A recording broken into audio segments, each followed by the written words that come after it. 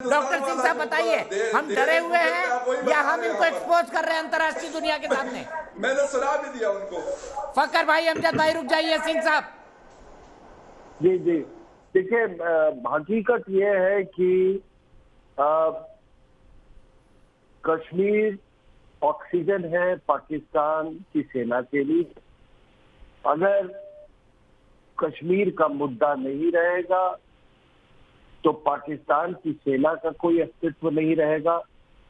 पाकिस्तान की सेना का अगर अस्तित्व नहीं रहेगा तो जिहादियों का कोई अस्तित्व नहीं रहेगा, और जिहादियों का अस्तित्व नहीं होगा तो फिर पाकिस्तान जो मुल्क है उसका अस्तित्व नहीं रहेगा। ये हकीकत है। आप समझ नहीं सकते हैं कि एक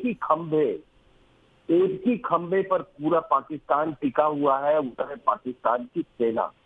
और पाकिस्तान की सेना एक ही खंभे पर टिकी हुई है और वो है कश्मीर। अब बात रही कि आपने इसकी बात की, ये टूल किट की, तो ये टूल किट में ये बड़े उस्ताद हैं, बहुत सालों से बहुत इनकी महारत है। ये एक बिल्कुल नामुमकिन मुद्दे को, जो जिस मुद्दे का कोई बुनियाद नहीं था, उसको इन्होंने, मैं इनकी दाद देता हूँ कि अंतर्राष्ट्रीय पटल पे ये जिंदा इन्होंने इसको रखा रहा, क्योंकि उस समय जियोपॉलिटिकल हालात ऐसे थे कि अमेरिकन को, उससे पहले ब्रिटिश को इनकी जरूरत थी।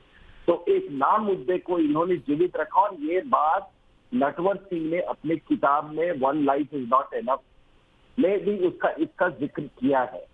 अब इनका ये जो टूल किट का दुकान, आपको याद होगा दीपक जी, कि किस तरीके से वो अमेरिका तक में वो फाइव फाउंडेशन का, याद कीजिए कितना उस समय भी पैसा आता था। आपने बिल्कुल सही कहा, फाई को फंडिंग होती थी, उससे पता नहीं जितनी फंडिंग होती थी ऐसे ऐसे लोगों की कितने लोगों का पेट भर जाता पाकिस्तान में। और दुख की बात यह है, आज है, पर मुझे ये नहीं कहना चाहिए, लेकिन हमारे यहाँ से भी कुछ लोग, नालायक लोग, उनकी सेवाएं, उनकी जो हॉस्पिटैलिटी थे वो एंजॉय करते थे जाके वो फाई फाउंडेशन का। वही नहीं है, कितना बड़ा ये उद्योग था। तो टूल किट तो अभी है साहब, उसमें यहाँ पर हिंदुस्तान में जो आपकी पाकिस्तान एम्बेसी थी वो टूल किट का हिस्सा थी। कई ऐसे एक्टिविस्ट हैं जिनका पूरा ये कश्मीर के एक्टिविस्ट, जिन्होंने पूरी अपनी रोटी ही उसी पे उन्होंने कमाई है, कश्मीर के ऊपर में। अब जब 370 हटा है तो आप सोचो कहाँ कहाँ आग लगी होगी। किसी को पैसे की चोट तो किसी को के अस्तित्व पे चोट। और आप देखिए, जियोपॉलिटिकल हालात इतने बदल गए हैं।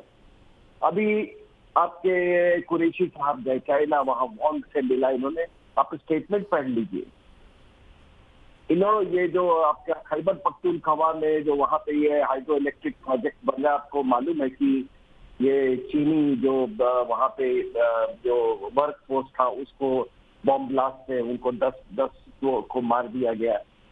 तो जब जिहाद ये कश्मीर तक केवल सीमित नहीं रहेगी साहब, इसका चाइना पाकिस्तान इकोनॉमिक कॉरिडोर पर भी असर पड़ेगा। और मुझे तो लगता है, और मैं ऐसे नहीं कह रहा हूं एक विश्लेषक के रूप में, कि पाकिस्तान अफगानिस्तान बनने वाला है, और चाइना पाकिस्तान इकोनॉमिक कॉरिडोर कभी महफूज नहीं होगा। क्योंकि अगर आपने एक डिवीजन स्ट्रेंथ खड़ी की है उसके हिफाजत के लिए, आप देखना, आप चाइना पाकिस्तान इकोनॉमिक कॉरिडोर को इन जिहादियों से आप नहीं बचा पाओगे।